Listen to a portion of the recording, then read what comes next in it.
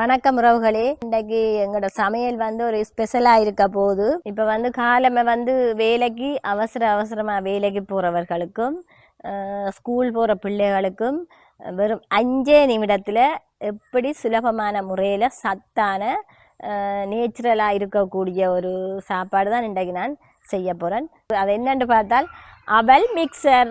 இந்த அவல் மிக்சர் எப்படி செய்கிறது, அதற்கு தேவையான பொருட்கள் என்னென்று பார்ப்போம். வாங்க காணொளிக்க போவோம்.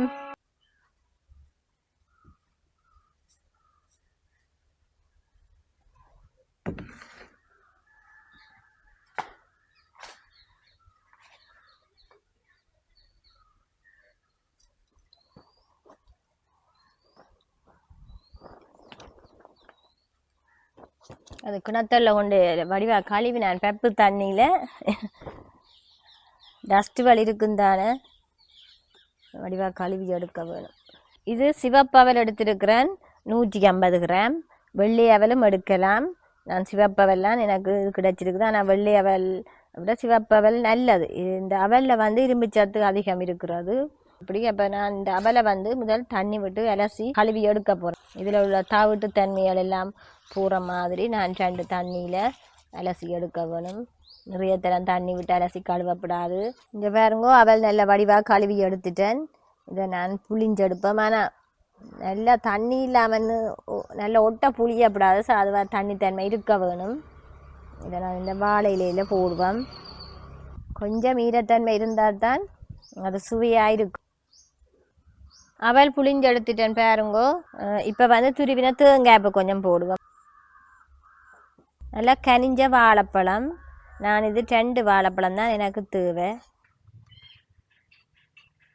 இதை நான் என்ன செய்ய சாப்பிட போகிறேன்.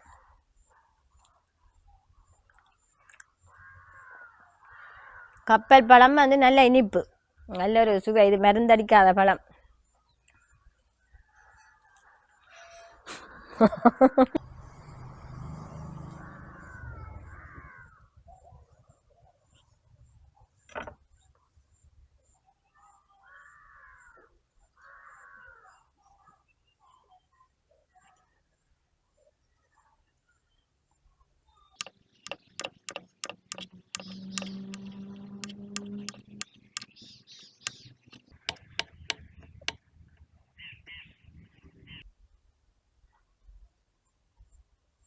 இதில் கொஞ்சம் முந்திரிய வத்தலும் இந்த கச்சான் முத்தும் இருக்குது.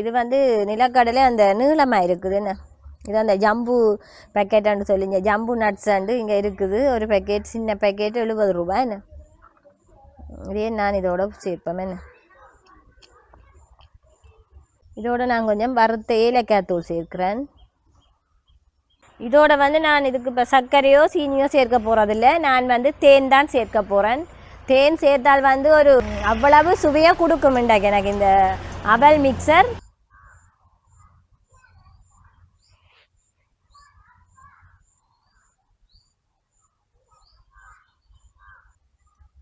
நீங்களும் இதே போல் ட்ரை பண்ணி பாருங்க.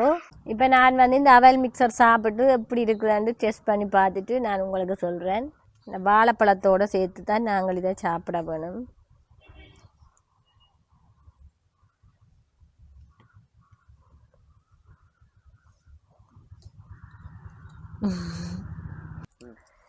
நீங்களும் இந்த அவல் மிக்சரை செய்து பாருங்கோ.